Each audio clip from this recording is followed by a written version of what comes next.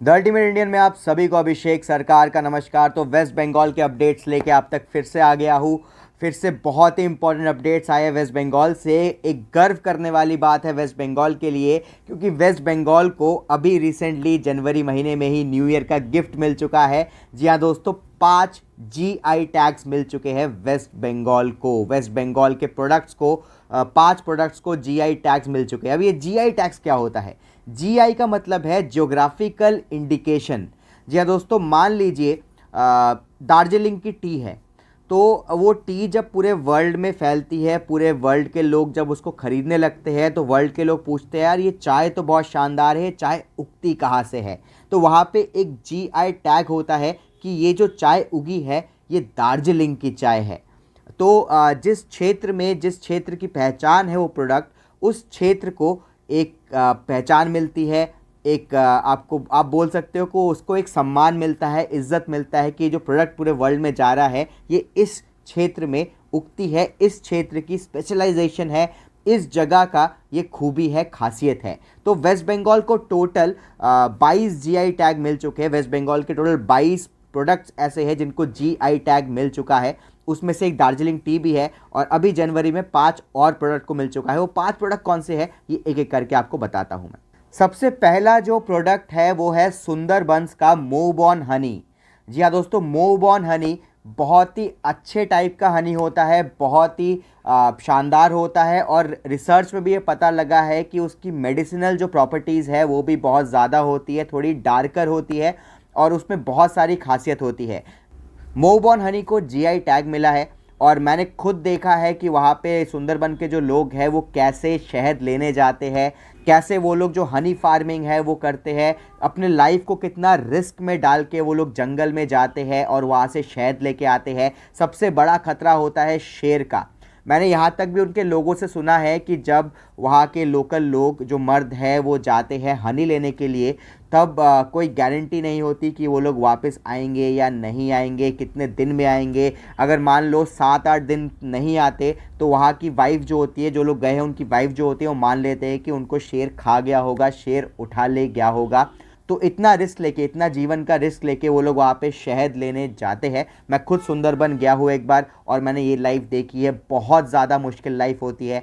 तो ये जो हनी है इसको जीआई टैग मिलना बहुत बड़ा सम्मान की बात है सुंदरबंस के लोगों के लिए, जो ये शहद के काम से जुड़े हुए हैं, जो ये मोबॉर्न हनी के काम से जुड़े हुए हैं, उनके लिए भी बहुत ज़्यादा सम्मान की बात है।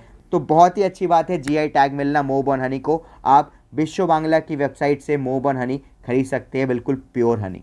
दूसरा जो जीआई टैग मिला है वो मिला है जलपाईगुड़ी के कालो नुनिया राइस को। कालो नुनिया राइस बहुत ही एक खास किस्म की चावल होते हैं, और इसकी जो खुशबू होती है, इसके खुशबू के लिए ये राइस बहुत ज़्यादा फेमस है, बहुत ज़्यादा जाना जाता है। यहाँ तक कि पहले के ज़माने में जो महाराजा होते थे, एक फेमस महाराजा थे, महाराजा ऑफ कूच बिहार, जिनका नाम था नृपेंद्र नारायण। उनकी ये बहुत ही ज़्यादा फेवरेट राइस थी कालो नुनिया राइस। ये थोड़ा ब्लैक कलर का होता है जिससे इसका नाम पड़ा है कालो नुनिया राइस। ये जलपाईगुड़ी की खासियत है। और दोस्तों, बहुत सारे मंदिरों में भी ये राइस यूज़ किया जाता है, इसकी खुशबू की वजह से, इसकी खासियत की वजह से। तो इसको जीआई टैग मिलने के बाद ये राइस और ज़्यादा फैलेगा पूरे वर्ल्ड में, और वेस्ट बंगाल का नाम रोशन करेगा। तीसरा जो जीआई टैग मिला है वो मिला है टांगेल साड़ी को। अगर मैं प्रोनाउंस ठीक से कर रहा हूँ तो टांगेल साड़ी, ये जो है वो ईस्ट बर्धमान और नोदिया का साड़ी है। वैसे तो ओरिजिनली ये बांग्लादेश से है, पर अब ये मैन्युफैक्चर होता है नोदिया और ईस्ट बर्धमान में। दोस्तों, आप जान के हैरान हो जाओगे, कम से कम 20,000 कारीगर अभी भी वेस्ट बंगाल में ये टांगेल जामदानी साड़ी बनाते हैं। और इसको जीआई टैग मिलने के बाद ये जो 20,000 कारीगर है, ये जो 20,000 वीवर्स है, इनके लिए बहुत ही ज़्यादा खुशी की खबर है। इनकी डिमांड और ज़्यादा बढ़ेगी, और नोदिया और ईस्ट बर्धमान में ऐसे और सारा मिल्स खुलेगा जो ये साड़ी बनाएगा, और ज़्यादा लोगों को काम मिलने वाला है। इसके कॉस्ट और प्राइसिंग में भी बहुत ज़्यादा इफेक्ट पड़ेगा। और दोस्तों, वेस्ट बंगाल के लिए तो गर्व करने की बात है ही। चौथा और पांचवा जो जीआई टैग है वो मिला है मुर्शिदाबाद के साड़ीज़ को। एक है गौरोद और दूसरा है कोरियाल। ये दोनों साड़ियों को जीआई टैग मिला है। कम से कम मुर्शिदाबाद में ही 4,000 से ज़्यादा लोग इस इंडस्ट्री में काम करते हैं, ये साड़ी बनाने में काम करते हैं, गौरोद साड़ी और कोरियाल साड़ी।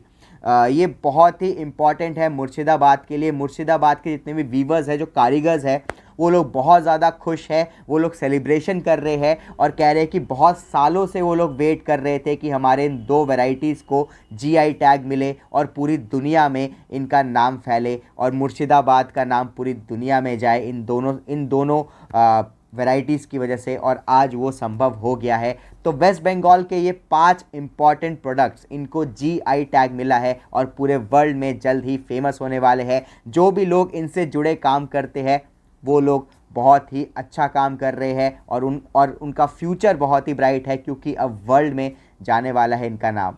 तो और ऐसे वीडियोस देखने के लिए सब्सक्राइब कर लीजिए हमारे चैनल को। जय हिंद।